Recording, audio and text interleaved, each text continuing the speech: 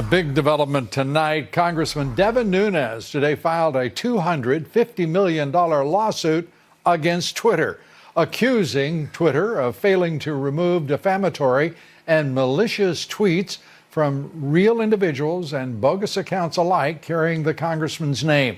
The lawsuit also says Twitter was designed to discredit him and to undermine his ability to carry out his Russia investigation. Well, joining us tonight, Harmeet Dhillon, managing partner at Dhillon Law Group, RNC committeewoman for California. Harmeet, great to have you here. Your reaction first to Nunes' suit against Twitter, its likelihood or prospects for success. Well, it's a lengthy lawsuit, Lou, and I think it just broke in the last hour, so I haven't read the whole thing. But it raises some very interesting arguments that I've been making as well over time, which is that the Communications Decency Act, which gives companies like Twitter, Facebook, and Google protection from lawsuits for hosting defamatory content, is really outdated, and it gives unnecessary cover to these companies. And so I think what he's trying to do here is push the envelope and test this law and see if he can get around it. He's also sued a commentator, a known commentator, Liz Mayer, who's sort of a never-Trumper, who's constantly critical of him and others.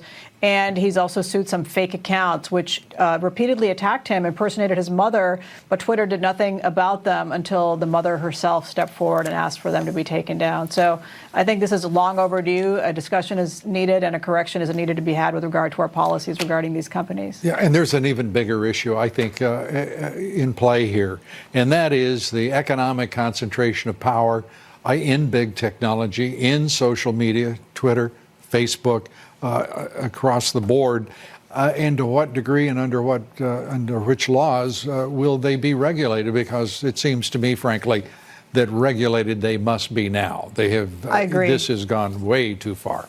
Yes. Well, I feel better. I'll call you about that lawsuit here later.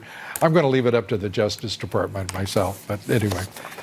Sure. Harmeet, let's turn to.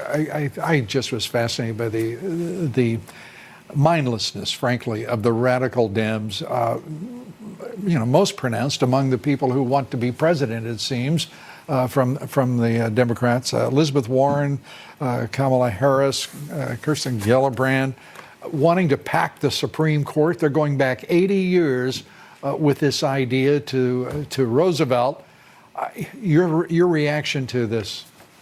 Well, it reminds me, Lou, when we were kids and we were on the playground and we didn't like the outcome of the game, we would see if we could try to change the rules. And that's exactly what the Democrats are doing here. They're fresh out of ideas. They have nothing new to say. And so they figure that the only way they're going to be able to win is by rigging the system and changing the rules. But, the FDR situation, you'll remember, is very similar to this situation in which the president was constantly being voted down by the Supreme Court for his New Deal legislation. Right. And finally, he figured, I'll just fix that by packing the court and really forcing them to retire. I mean, basically, the proposal back then was if you were older than 70, the president could add a new Supreme Court justice. So this is a failed idea. Actually, a lot of Democratic senators have been quoted as being against this, and so hopefully a reason will find the day, and they will not do this stupid thing, which will really be destructive of our balance of power in our country. Well, and also, history taught us from that period.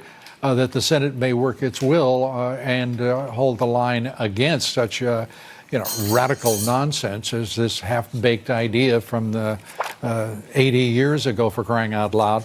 Let's turn to, if we may, President Trump voting blocking the attempts to block his emergency declaration.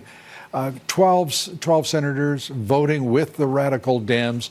This president is moving ahead. Is there any way that he can move more expeditiously with his own Department of Homeland Security? We are not seeing a wall being built. We're seeing very little in the way of a public presence of the military. Any counsel? Well, I think he's doing the best that he can. I think that the veto is a very strong step here, and the White House communications team has been tweeting out great images from the border very recently about what's happening. I'm sorry to say that hard out. So I think that we'd love to see more presence on the border, and we'd love to see the wall being built more aggressively. But I think the president is doing everything that he can on this front. All right. Harmeet, good to see you. Thanks so much. My pleasure. Harmeet Dhillon. We're coming right back after this.